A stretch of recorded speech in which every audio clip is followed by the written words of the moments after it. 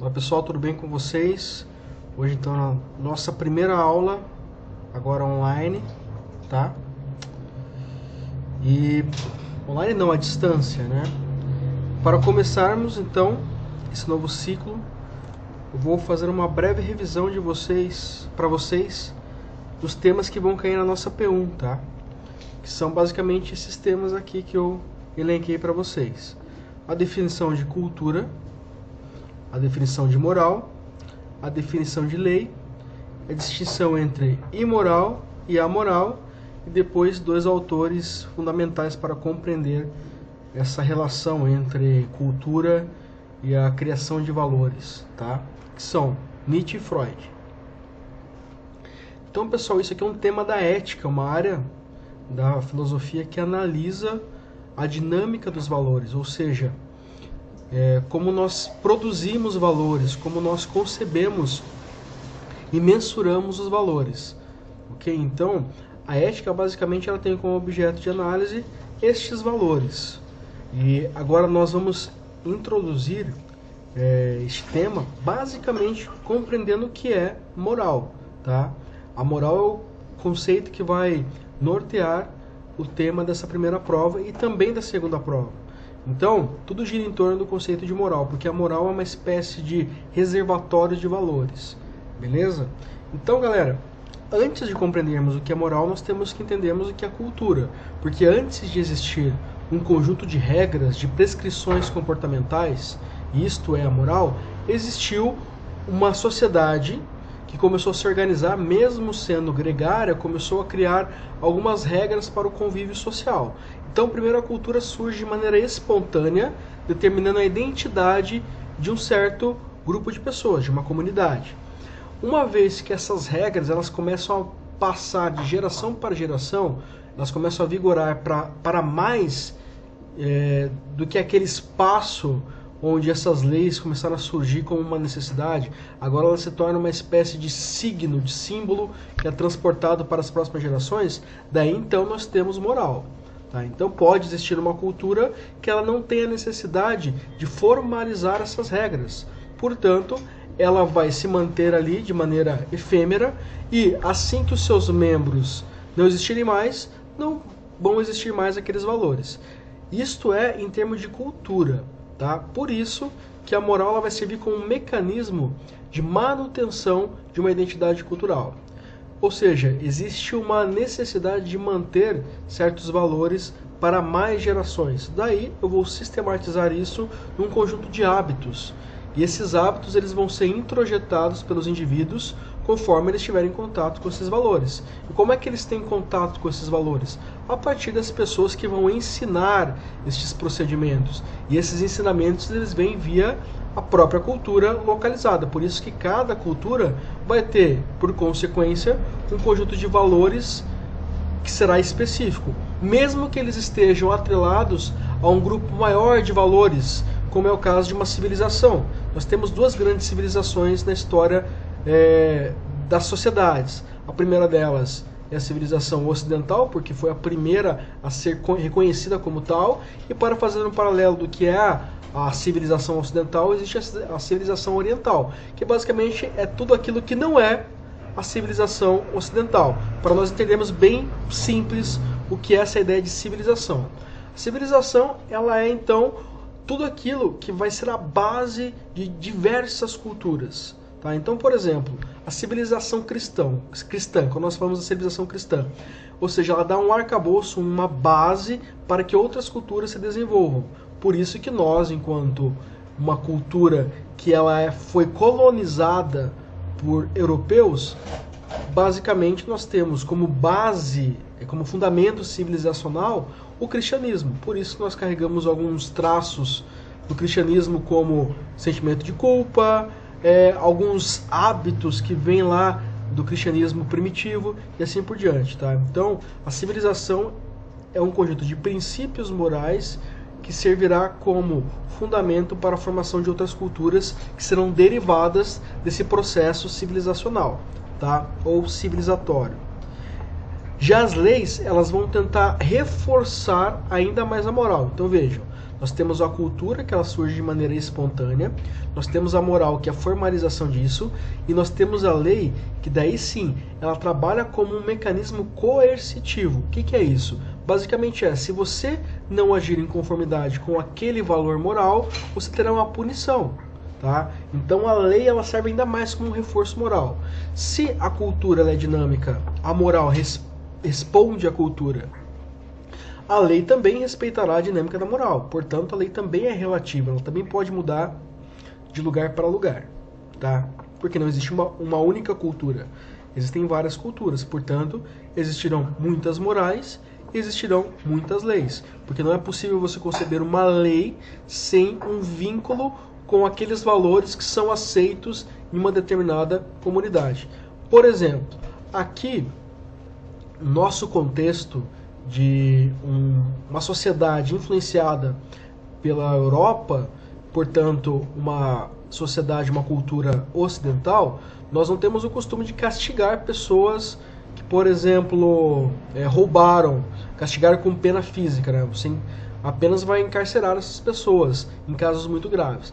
Mas em alguns países do mundo, o roubo ele é tratado com uma punição muito severa, que, por exemplo, é o corte do braço, de uma mão. Então isso depende de onde você está. Então as leis elas também vão seguir as prescrições morais. Daqui para nós entendermos então como é que isso se define, se consolida, eu coloquei aqui dois conceitos que orbitam em torno da ideia de moral, que é a concepção de imoral e a concepção de amoral. Tá? Tem uma diferença muito abissal, muito gigantesca entre esses dois conceitos. Primeiro que imoral é necessário que antes exista um conjunto de regras e valores criado pelos homens. A moral ela é uma extensão da vontade humana.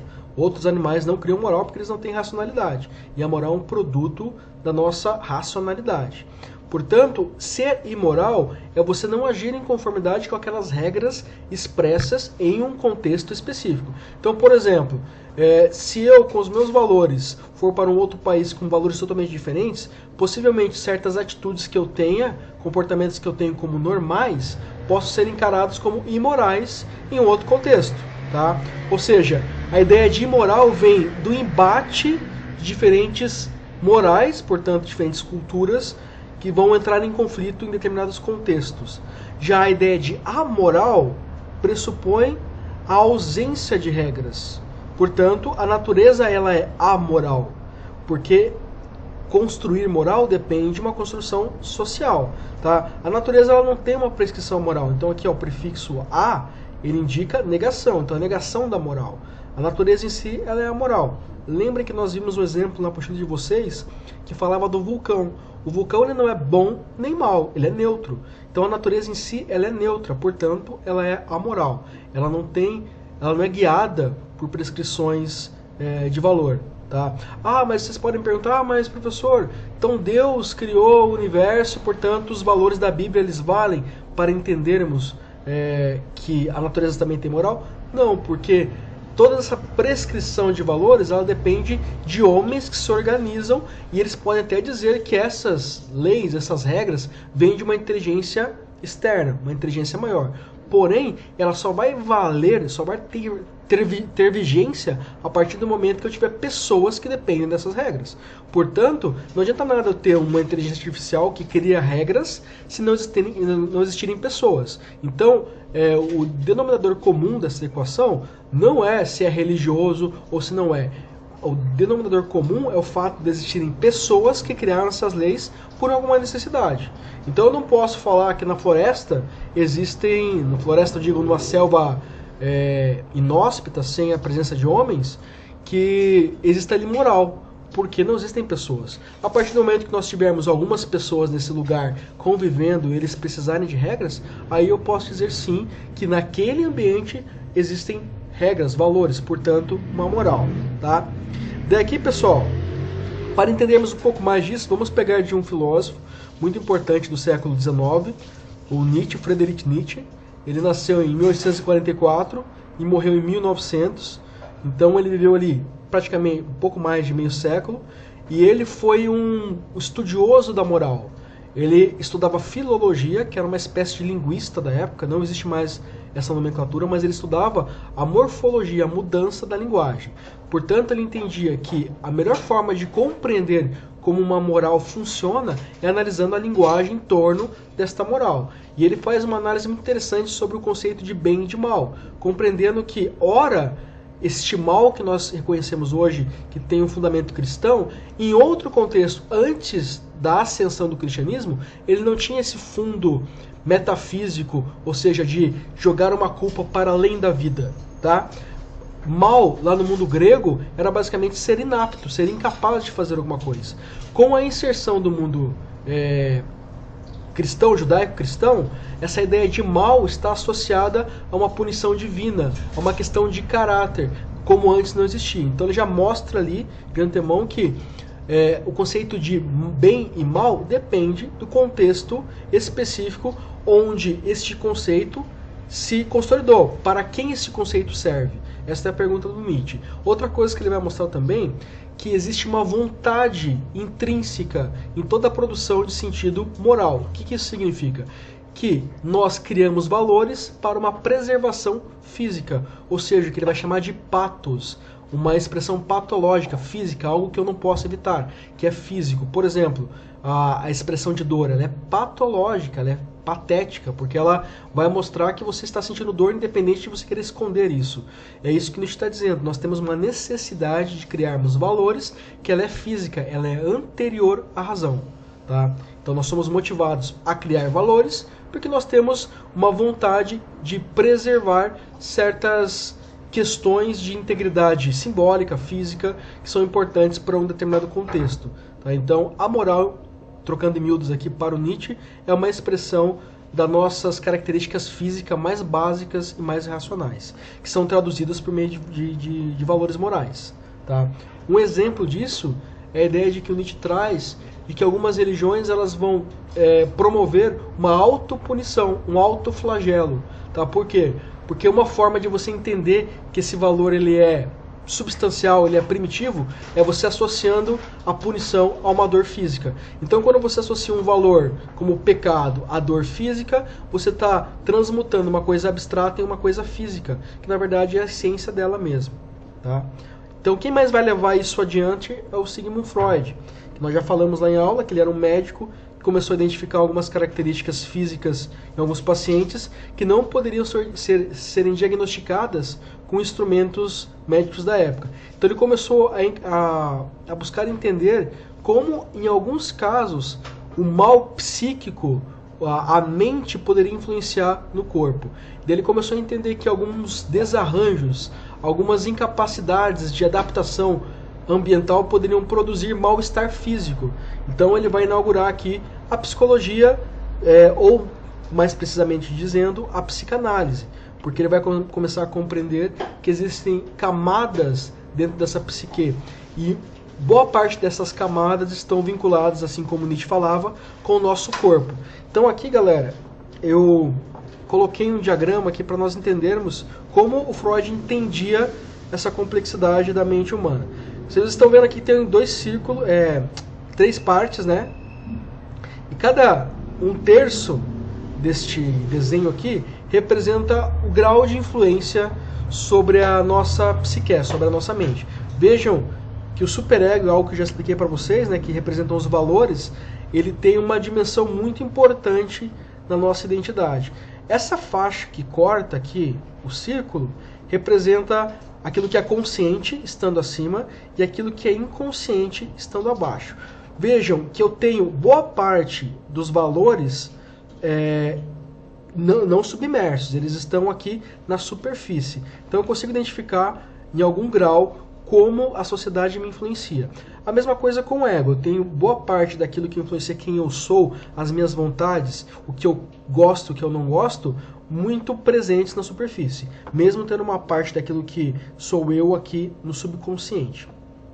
Porém, tem uma parte, que é o id, que sempre está imersa. Por quê?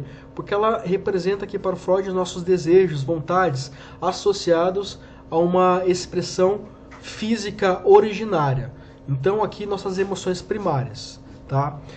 Nós utilizamos o superego basicamente para domesticar esses impulsos originários, tá? E do resultado deste embate entre os valores e os nossos desejos surge o ego. O ego é um resultado dessa tensão entre aquilo que eu devo fazer e aquilo que eu quero fazer. Tá? Por isso que o ego ele sempre está em construção. Ele representa o nosso indicativo de momento dentro da existência. Nós não temos o mesmo ego com 11 anos, estando com 40 anos. Porque o meu ego com 11 anos ele está ainda começando a compreender o conflito entre os valores externos e aquilo que eu gosto de fazer, os meus desejos. Tá? Já com 40, 50 anos, está muito mais bem definido. Então, é natural que eu veja a personalidade de uma pessoa com mais idade associada a mais maturidade. Porque ela já entendeu muito melhor as regras do jogo social. Ela já está exposta a essas regras há muito mais tempo. Diferente de uma criança. Por isso, uma criança muitas vezes vai agir de maneira reativa, agressiva, porque ela ainda não está habituada às regras estipuladas pelo superego. Isso aqui gera uma série de consequências complexas para a nossa inserção no mundo. Daqui surgem problemas de adaptação, que o Freud vai entender na época dele como neuroses, que representam a incapacidade de equilibrar essas três forças aqui.